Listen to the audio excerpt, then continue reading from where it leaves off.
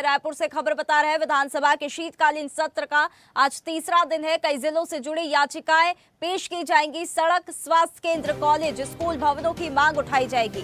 सत्र में सरकार 3 बड़े संशोधन विधेयक लाएगी। अजय चंद्राकर, डॉक्टर चरणदास महंत, धर्मजीत सिंह, इन्हीं के साथ अंबिका मरकाम के ध्यानाकर्षण पर चर्चा होगी।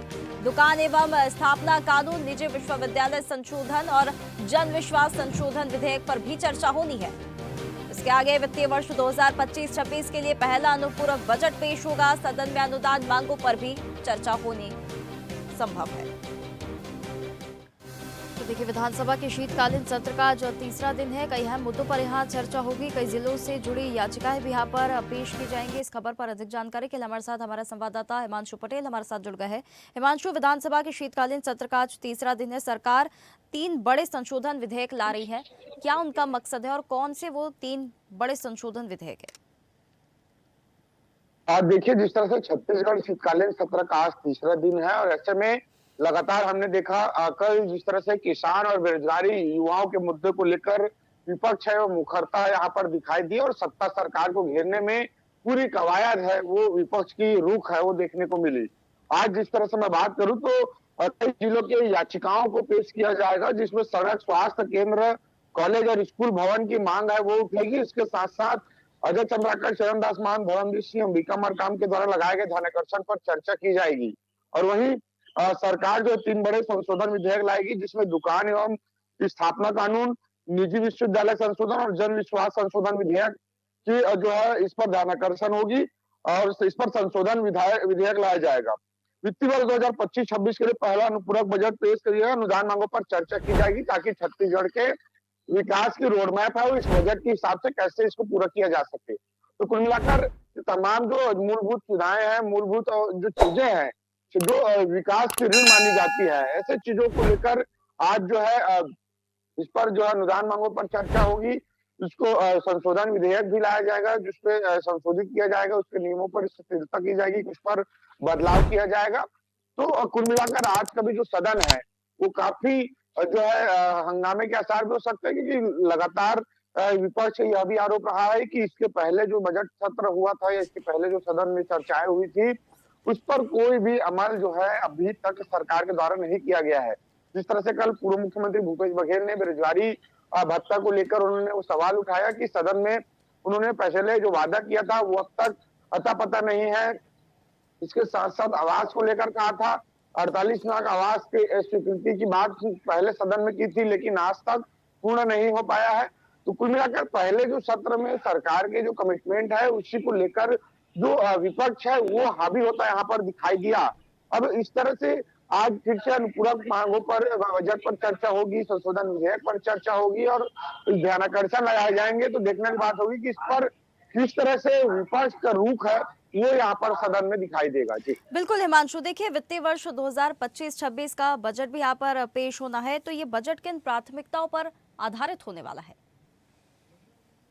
देखिए, बजट मार्च में पेश होगा, उसके पहले अनुपूरक बजट के बतौर कि जो साल में जो 2024-25 में जो बजट लाया गया था उस पर क्या कुछ कमी रह गई है, उसे कैसे पूरा किया जाए और किस 2024-25 की व्यय राशि को जोड़कर आगामी 2025-26 का बजट जब मार्च में पेश होगा तो उस बजट में इसे संशोधन कर उसे बढ़ाकर बजट का मांग है वो की जाएगी और बजट निकाला जाएगा। तो 1,24,000 करोड़ से ज्यादा का बजट है वो अब तक छत्तीसगढ़ का हो चुका है और ऐसे में इस पर फिर से सरकार है वो इस पर बढ़ाएगी।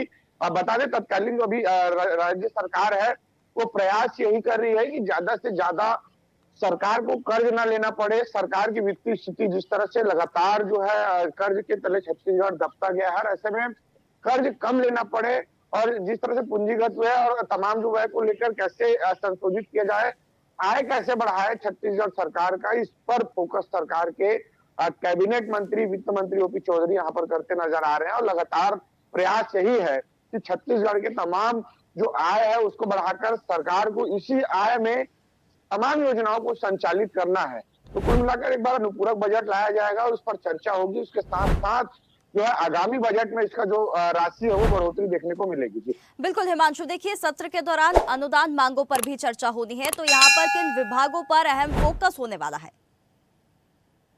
देखिए, शिक्षा, चिकित्सा और रोजगार, जिस तरह से इस पर सार्थक रूप से चर्चा हुई, तो शिक्षा और चिकित्सा जो कि प्रदेश के विकास के रीढ़ माना जाता है, और ऐसे में छत्तीसगढ़ की मैं बात करूं तो लगातार जो है शिक्षा के क्षेत्र पे नित नए प्रयास किए हैं, और प्रयास हालांकि आलोचना का शिकार जरूर हुआ है। जिस तरह से एकल जो स्कूल के कई ऐसे शिक्षक थे जहाँ शिक्षक विहीन थे, वहां पर एकल शिक्षक था, और कई जगह पर अतिरिक्त शिक्षक रहे। तो ये तमाम चीजों को बैलेंस करते हुए सरकार ने एक प्रणाली लागू की गई, जिसमें तमाम जो प्रयास किए गए, और अलग-अलग जो शिक्षा, कई स्कूलों को बंद किया गया, इस पर जमकर सियासत भी हुई। अब लेकिन सरकार का मानना है कि कोई भी स्कूल एकल शिक्षक या शिक्षक विहीन नहीं है। तो सरकार का हालांकि प्रयास इस तरह से रहा है कि हर बच्चे को शिक्षक मिले और हर शिक्षक को बच्चे मिले। तो प्रयास सरकार ने किया है। इसके बाद जो युक्तिकरण जिसे नाम दिया गया, और सरकार इस प्रयास को लेकर सराहना कर रही है कि अब हमारे जो प्रदेश के एक-एक स्कूलों में शिक्षकों की उपलब्धता भरपूर है। और वहीं मैं बात करूं चिकित्सा व्यवस्था की लेकर, तो लगातार सवाल हमेशा उठता रहा है कि लोगों की स्वास्थ्य सुविधाएं सुदूर अंचलों तक, कभी-कभी ऐसी स्थिति बनती है कि शहरी क्षेत्रों में स्थिति बेहद भयावह होती है, तो हम कल्पना उस सुदूर अंचल की भी नहीं कर सकते कि वहां क्या स्थिति होगी। तो स्वास्थ्य, शिक्षा और चिकित्सा तमाम मुद्दों को लेकर सरकार गंभीर रूप से मुखर है, और इस पर यदि सरकार 100% अगर सरकार को इस पर काम कर पाती है, तो विकसित, विकासशील और विकसित छत्तीसगढ़ की गाथा वही मानी जाएगी जब ये तमाम तीनों मुद्दों पर सार्थक रूप से इस पर काम हो पाएगा।